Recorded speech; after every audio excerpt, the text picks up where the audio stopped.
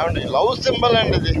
నాకు సరిగ్గా రాయడం రాదు, ఎందుకంటే సింబల్ అయినంత మాత్రాన ప్రేమించడం తెలియదు, ప్రేమ అంటే ఏంటో తెలియదు అని మాత్రం అనుకోండి. ప్రేమ గురించి ఒక చిన్న మాట అండి.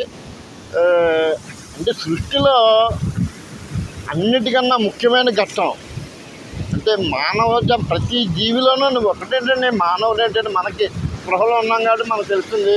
ప్రతి జంతువులోనూ పక్షుల్లోనూ ఈ సృష్టి రహస్యం అది. అటువంటి అద్భుతమైన ఈ రహస్యాన్ని మనం రహస్యంగానే కొనసాగిస్తున్నాము. కానీ ఇందులో ఒక చిన్న తాత్పర్యం, ఒక అద్భుతమైన విషయం దాగుందండి. అంటే సమాజంలో ఉన్నాం కాబట్టి కట్టుబాట్లు కొన్ని పాటించాలి. దానికి మనం కులం, మతం, ప్రాంతం అటువంటి పిచ్చి పిచ్చి ఆలోచనలతోటి ఆ యొక్క అద్భుతమైన ఈ ప్రేమ అనే ఒక దివ్యానుభూతిని ఈ యొక్క విభేదాలతోటి, చెప్పాను కదా, కుల ప్రాంత మత విభేదాలతోటి అంటే నీచమైన ఆలోచనలతోటి దూరం చేస్తున్నాం. అంటే మనమే దాన్ని అవహేళన చేస్తూ వ్యంగ్య ధోరణితో, నీచమైన ఆలోచనలతోటి మనంతటా మనమే దాన్ని త్యజించే వ్యవహారం చేస్తున్నాం. ముఖ్యంగా నేటి యువతలో ఈ యొక్క ప్రేమభావం మరింత పెరిగింది అనుకోవడానికి ఒక మంచి ఎగ్జాంపుల్స్ చాలా ఉంటాయనుకోండి. కానీ ఆ యువతరం కాస్త ఆలోచించదగ్గ విషయం ఏంటంటే, జీవితమే ప్రేమ కాదండి. మన జీవితంలో లవ్ అనేది ఒక పార్ట్ మాత్రమే, కేవలం ఒక భాగం మాత్రమే. ప్రేమే జీవితం కాదు. మనం గేమ్ ఆడుతూ ఉంటాం, గేమ్లో అన్ని సమయాల్లోనూ గెలవాలని రూల్ లేదు. ఒకసారి గెలుస్తాం, ఒకసారి ఓడిపోతూ ఉంటాం. ప్రేమ కూడా అంతేనండి. మనం కోరుకున్న చోట అది లభించవచ్చు, లభించకపోవచ్చు. అంటే మ్యూచువల్ అండర్స్టాండింగ్ అంటారు చూసారా, ఉభయంగా అటువైపు ఇటువైపు స్త్రీ పురుషులు ఇద్దరు ఏకీభవిస్తేనే ఆ ప్రేమ పరిపక్వత చెందుతుంది. అన్నంత మాత్రాన ఒక్కొక్కప్పుడు ఒకవైపు అంటే వన్ సైడ్ లవ్ అంటారు చూసారా, నేను ప్రేమిస్తాను, నేను ప్రేమించినంత మాత్రాన అవతల వ్యక్తి ప్రేమించాలని రూల్ లేదు కదండి. అటువైపు వ్యక్తి వేరే వాళ్ళని ప్రేమించవచ్చు.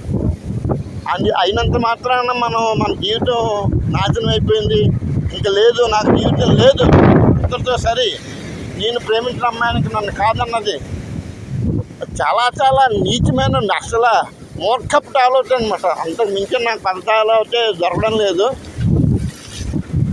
అంటే ఈ స్టోరీ ఇప్పుడు ఎందుకు వచ్చిందంటే, ఒక క్యాండిడేట్ అండి, బాగా నాకు ఇంచుమించు ఆ అబ్బాయి నాకు 10 years నుంచి తెలుసు. ఆ 10 yearsలో అతను విద్యాభ్యాసం చూస్తే అద్భుతం అన్నమాట. 10th class స్టేట్లో టాప్ 10లో ఉన్నాడు. అలాగే పాలిటెక్నిక్ చేశాడు, state first rank, gold medallist. తర్వాత బీటెక్ చేశాడు Andhra university, university first. MTech చేశాడు, గేట్ రాశాడు. గేట్లో కూడా సంథింగ్ ర్యాంక్ ఎంత 2,000 రూపాయల ర్యాంక్ ఎంత వచ్చింది 2000 లోపు. ఆంధ్ర యూనివర్సిటీలో ఏదో మైక్రో చిప్ డిజైనింగ్లో ఎంటెక్ చేశాడు. ఇంత అద్భుతమైన కెరీర్ ఉన్న వ్యక్తి ఆఫ్టర్ ఆల్ లవ్ ఫెయిల్ అవడం వల్ల సూసైడ్ చేసుకున్నాడండి. చాలా ఎంతవరకు అంటే ఒక్కగానొక్క కొడుకు, అందులోనూ తండ్రి లేడు, తల్లి పాపం ఎంతో అప్రమత్తంగా పెంచి పోషించింది. ఈయన ఒక అమ్మాయిని లవ్ చేసాడట, అమ్మాయి కాదన్నదట, వేరే వాడిని లవ్ చేస్తానన్నదట. ఇంకా నా జీవితం ఇంతే అని చెప్పి చచ్చిపోయాడు. ఇప్పుడే పురుగు మంది దాకా చచ్చిపోయాడు. ఆ కుర్రను చూసి ఏమనాలండి, అంత చదువుకున్నాడు, ఏంటి ఉపయోగం ఏంటి? ఆ చదువు అనేది కేవలం పుస్తకాలుగా నా జీవితాన్ని కూడా చదవాలండి.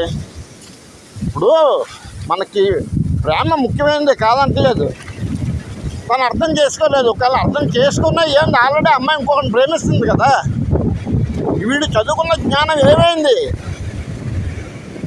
ఏంటి? చనిపోవడంతో సమస్య పరిష్కారం అయిపోయిందా? ఇదిగో నిన్న 11వ రోజు జనం అయిపోయింది అంతే. మర్చిపోతాను, 2 రోజుల్లో మర్చిపోతారు.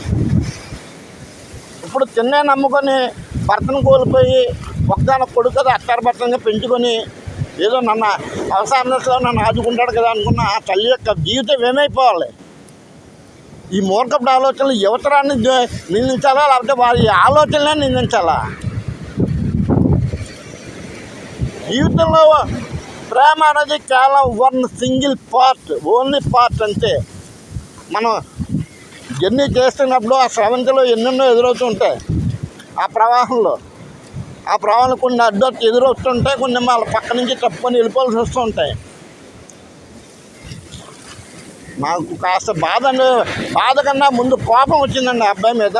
మరి చనిపోయి ఏ లోకంలో ఉన్నాడో నాకైతే తెలియదు. కానీ ఈ కనీసం ఇప్పుడున్న నా ద్వారా ఈ యువతరానికి ఇచ్చే చిన్న సందేశం ఒకటేనండి.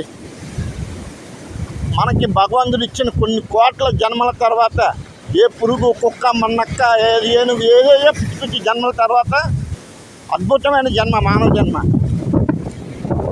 ఈ జన్మను మనం చరితార్థం చేసుకుందాం. ఏదో రకంగా నువ్వు చదువుకుంటావో, దొంగతనం చేస్తావో, ఉద్యోగం చేస్తావో, ఏదో రకంగా బలవంతంగా చచ్చిపోకండి. ఒక్కసారి జనరల్ హాస్పిటల్లో బ్రతుకు కోసం పోరాడుతున్న వారి యొక్క ఆత్మ కోసం ఒక్కసారి వెళ్ళండి, హాస్పిటల్లోకి వెళ్ళండి. క్యాన్సర్ తోటి, గాయాలతోటి, రోగాలతోటి నరకం చూస్తున్నారండి. ప్రాణం కోసం ప్రాకులాడుతున్నారు. ఎన్నో లక్షల కోట్ల మందులు ఖర్చు పెట్టినా నువ్వు బ్రతకరా, చచ్చిపోతావు అనే దిక్కుమాలిన రోగాలతోటి ఎంత తీవ్రంలో పోతున్నారు కొంతమంది.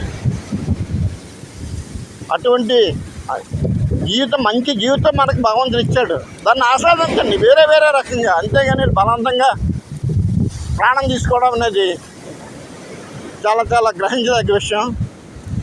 నా యొక్క వేదాన్ని మీతో పంచుకున్నాను.